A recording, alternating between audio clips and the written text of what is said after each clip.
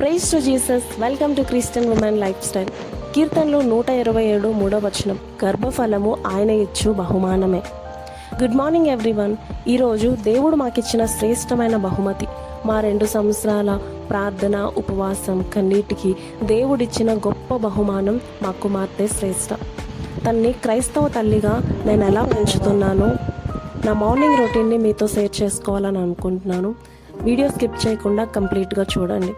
నేను మీకన్నేమి గొప్పదాన్ని కాదు, మీలాగే డే బై డే దేవుణ్ణి ప్రార్థిస్తూ, ప్రభువా నీవు నాకు ఇచ్చిన బహుమానమైన ఈ బిడ్డని ఎలా పెంచాలి, ఏం నేర్పించాలని అడుగుతూ దేవుడిచ్చిన జ్ఞానం చేత క్రైస్తవ తల్లిగా తను ఎలా పెంచుతున్నానో, నేనేం నేర్చుకున్నానో, ఎలా నడుచుకుంటున్నానో మీతో షేర్ చేసుకుంటే మీకు కూడా ఎంకరేజ్గా ఉంటుందని నా చిన్న ప్రయత్నం.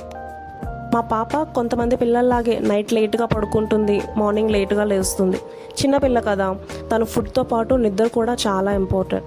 సో తను ఎప్పుడు లేచినా, ఎప్పుడు పడుకున్నా నేను ఏం డిస్టర్బ్ చేయను. మార్నింగ్ లేవగానే తను కొంచెం ప్యాంపరింగ్ చేస్తాను, వాటర్ తాగిపిస్తాను, and first of all prayer చేయిస్తాను. నాతో కలిసి చిన్న చిన్న పదాలతో తను కూడా ప్రేయర్ చేస్తుంది. తనకి ఇష్టమైన సాంగ్ ఏదైనా పాడినప్పుడు పాడుతుంది. బైబిల్ రీడింగ్ నేను గట్టిగా చదువుతున్నప్పుడు తను కూడా తన చిన్న నోటుతో చిన్న చిన్న పదాలతో పలుకుతుంది. మార్నింగ్ దేవుని వాక్యం తన నోట్లో పలకడం చాలా ఆశీర్వాదకరం. చాలామంది తల్లులు పిల్లలు మార్నింగ్ లేవగానే ఏం తినిపించాలి, ఏం ఫుడ్ పెట్టాలని ఆలోచిస్తూ ఫుడ్ రెడీ చేసి ఉంటారు. అది చాలా మంచిదే, కానీ క్రైస్తవ తల్లులుగా అన్నిటికంటే ఇంపార్టెంట్ ప్రేయర్, చాలా చాలా ఇంపార్టెంట్. మనం అన్ని విషయాల్లో కేర్ తీసుకుంటుంటాం, కానీ ఈ విషయంలో నెగ్లెక్ట్ చేస్తూ ఉంటాం. చిన్నపిల్లలు కదా, వాళ్ళకి ఏం తెలియదు, ఏం అర్థమవుతుంది, పెద్దయ్యాక తెలుసుకుంటారు, నేర్చుకుంటారులే, ఫోర్స్ చేయకూడదని సాతాను మన మైండ్ని డైవర్ట్ చేసేస్తాడు. So a big no to Satan. బైబిల్లో కానీ చరిత్రలో కానీ చాలామంది తల్లులు తమ పిల్లలు పసివారిగా ఉన్నప్పుడే దేవుని యందు భక్తిలో పెంచారు. వారు పెద్దవారైనప్పుడు చరిత్రలో గొప్పవారుగా, ప్రయోజనకరులుగా, ప్రవక్తలుగా, గొప్పవారుగా అయ్యారు.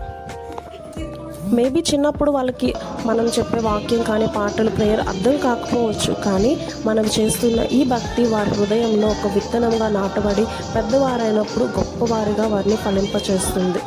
సామెతలు 1వ అధ్యాయం 7వ వచనంలో, యెహోవా యందు భయభక్తులు కలిగి ఉండట జ్ఞానమునకు మూలము. అలాగే దేవుని రాజ్యమును, నీతిని మొదటి మనం వెతికినప్పుడు అన్నీ అనుగ్రహించబడతాయని దేవుని వాక్యం చెప్తుంది. సో చిన్నప్పుడే వారికి మనం చిన్న చిన్న గేమ్స్, చిన్న చిన్న మాటలు ఏవేవో నేర్పిస్తూ ఉంటాం, కానీ దేవుని కోసం అన్నప్పుడు నెగ్లెక్ట్ చేస్తూ ఉంటాం. సో ఈ విషయంలో మనం అస్సలు నెగ్లెక్ట్ చేయొద్దు. తల్లిగా, క్రైస్తవులుగా మనం వారిని భక్తిలో పెంచి, వారిని పట్టుకొని ప్రేయర్ చేసి, ఆశీర్వచనములతో అనుదినము వారి నిమిత్తం మనం ప్రార్థన చేయడం చాలా ఇంపార్టెంట్. ప్రతి తల్లి కూడా తన బిడ్డల హెల్త్ కోసం ఆలోచిస్తుంది. నేను కూడా శ్రేష్ఠకి ఏ హెల్తీ ఫుడ్ పెట్టాలి, ఏం పెడితే మంచిదని డిఫరెంట్గా ట్రై చేస్తూ ఉంటాను. మనం ఫుడ్ పెట్టేటప్పుడు తప్పకుండా ప్రేయర్ చేయాలి. పిల్లల చేత కూడా అట్లీస్ట్ థ్యాంక్ యూ లార్డ్ అని మాట చెప్పించి ప్రేయర్ చేసి పెట్టినప్పుడు ఆ ఫుడ్ వారికి బ్లెస్సింగ్గా ఉంటుంది. చాలామంది తల్లుల కంప్లైంట్స్, మా పిల్లలు సరిగ్గా తినట్లేదండి అని. శ్రేష్ఠ కూడా కొన్నిసార్లు సరిగ్గా తినేది కాదు. అప్పుడు నేను ప్రార్థన చేసుకున్నాను, ప్రభువా తనకి ఏ ఫుడ్ పెట్టాలి, తను ఫుడ్ బాగా తీసుకోవాలి అని చెప్పి. అప్పుడు కొన్ని దేవుడు నాకు ఆలోచన ఇచ్చేవాడు. అటువంటి ఫుడ్స్, హెల్తీ ఫుడ్స్ నేను ట్రై చేసినప్పుడు తను ఇష్టంగా తినేది. అలాగే కొన్ని ఫుడ్స్ అవాయిడ్ చేయాల్సి ఉంటుంది, like chocolates, ice creams, cakes లాంటివి. సో కానీ పిల్లలు వాటిని అడుగుతూ ఉంటారు. సో ఆ విషయం కూడా నేను ప్రార్థన చేసుకున్నాను, ప్రభువా నా బిడ్డ హెల్త్కి ఏ ఫుడ్ అయితే మంచిది కాదో ఆ ఫుడ్ తను తినకుండా, తను ఇష్టపడకుండా నీవే సహాయం చేయ ప్రభువా అని. సో మ్యాక్సిమం తను చాలా ఫుడ్స్ అవాయిడ్ చేసింది. లైక్ తను స్వీట్స్ తిందు, అలా కొన్ని అవాయిడ్ చేసింది.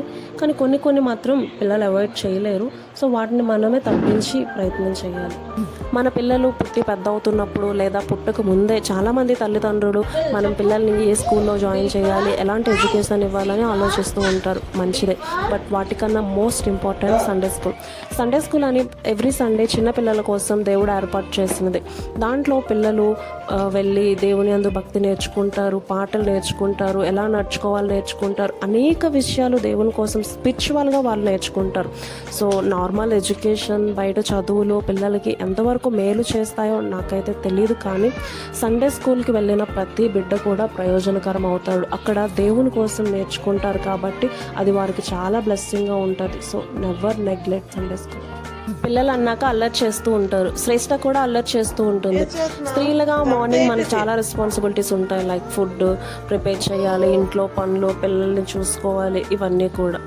సో వీటన్నిటిలో పిల్లలు అల్లరి చేస్తున్నప్పుడు చాలా ఇరిటేషన్గా ఉంటుంది. చాలామంది ఇరిటేట్ అయిపోయి పిల్లల్ని కొట్టడం, తిట్టడం లాంటివి చేస్తూ ఉంటారు. శ్రేష్ఠ కూడా అల్లరి చేసినప్పుడు నేను ప్రేయర్ చేసుకుంటూ ఉంటాను, ప్రభు నాకు ఓర్పును దయచే, సహనమును దయచే. దేవుని యందు భయభక్తుల్లో పిల్లల్ని పెంచాలంటే ఓన్లీ ప్రేయర్, బైబిల్ రీడింగ్ దీంట్లోనే ఉంచేయాలంటే లేదండి. కానీ అన్నిటికన్నా ఇంపార్టెంట్ ప్రేయర్, బైబిల్ రీడింగ్, దేవుని విషయంలో వారిని పెంచాలి. సండే స్కూల్కి పంపించడం ఇవన్నీ కూడా చాలా ఇంపార్టెంట్. వీటితో పాటు చిన్న చిన్న యాక్టివిటీస్ వారితో చేయించడం, వారితో టైం స్పెండ్ చేయడం, అలా బయటకు తీసుకెళ్ళడం, స్లీపింగ్ రొటీన్.